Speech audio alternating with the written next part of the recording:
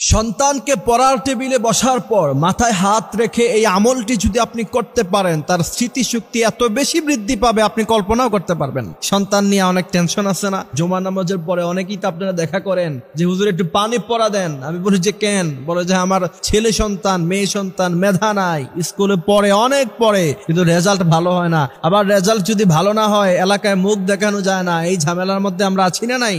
এই জন্য সন্তান যখন পড়ার টেবিলে বসবে ওই সময় সন্তানের মাথায় হাত রেখে এই দোয়াটি আপনি 7 বার পড়বেন। এটা আমার কথা নয়, বিশ্বনবী সাল্লাল্লাহু আলাইহি সাল্লাম নিজে তিনার চাচা আব্বাস রাদিয়াল্লাহু তাআলা আনহুর মাথার মধ্যে হাত রেখে বিশ্বনবী নিজে এই দোয়া পড়েছেন। আর এই দোয়ার বিনিময়ে আল্লাহ পাক রাইসুল মুফাসসিরিন আব্বাস রাদিয়াল্লাহু তাআলা আনহুকে বানিয়ে দিয়েছেন। সুবহানাল্লাহ পড়বেন না?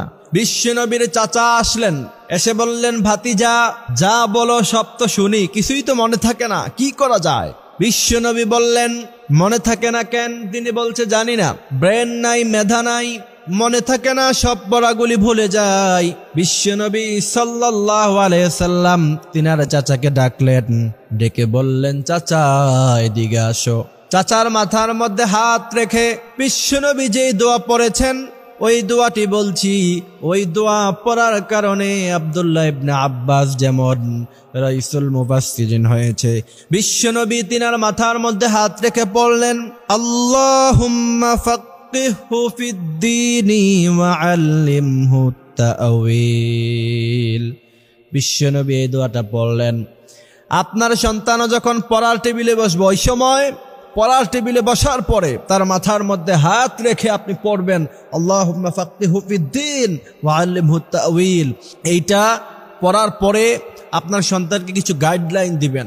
সেটা হচ্ছে রাত 10টা পর্যন্ত পড়াশোনার পরে যেন সে ঘুমিয়ে পড়ে। আবার ভোর রাত্রে তখন ব্রেন ঠান্ডা থাকে, ঘুমানোর পরে ব্রেনটা একবারে ঠান্ডা থাকে, ব্রেন তখন গরম থাকে না। ওই সময় ব্রেনে আপনি যাই দিবেন সেটাই ব্রেনের মধ্যে ঢুকে যাবে। সুবহানাল্লাহ পড়লেন না? এই জন্য যারা হিফজ পড়ে, কোরআনে কারীম হিফজ করে, যারা পুরা 30 পারা যারা মুখস্থ করে, আমরা যারা মুখস্থ করেছি, আমরা 10টার পরে কিন্তু আর কখনো পড়তাম না। 10টার পরে ঘুমিয়ে যেতাম। ভোর রাতে ফজরের নামাজের আগে 3টা সাড়ে 3টা দিকে ঘুম থেকে উঠে যেতাম, এরপর আবার পড়তাম। ওই সময় পড়া ব্রেনে ঢুকে হৃদয়ের মধ্যে ঢুকে যায়। এই জন্য অবশ্যই আমাদেরকে এই গাইডলাইনগুলি ঠিক রাখতে হবে।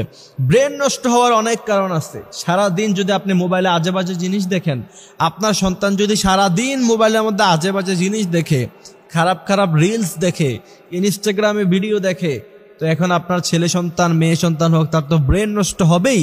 এইগুলি থেকে দূরে রাখার পরে আপনি যদি আমলটি তার উপরে করতে পারেন, ইনশাআল্লাহ তার ব্রেন বৃদ্ধি পাবে, তার সমস্ত পড়া মনে থাকবে, ইনশাআল্লাহ সে ভালো রেজাল্ট করবে। ভালো রেজাল্ট করার জন্য অবশ্যই ভালো পড়াশোনা করবে এবং এই আমলটি আপনারা নিয়মিত ইনশাআল্লাহ করবেন।